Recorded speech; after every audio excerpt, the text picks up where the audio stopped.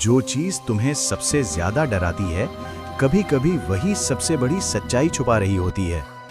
रात के अंधेरे जंगल में हमजा अपने रैबिट फ्लफी को मजबूती से पकड़े खड़ा था। वही औरत फिर से सामने आई।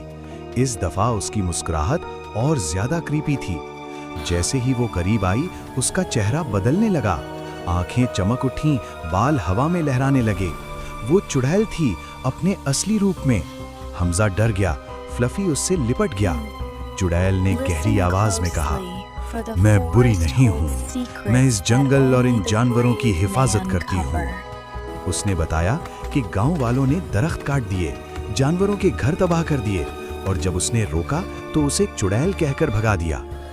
मैं सिर्फ उन्हें डराती हूँ जो कुदरत और जानवरों को नुकसान पहुँचाते हैं। हमजा की आंखों में आंसू आ गए।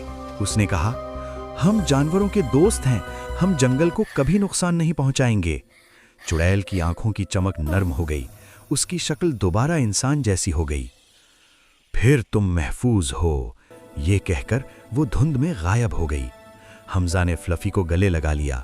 जंगल फिर से पुरसुकून हो गया।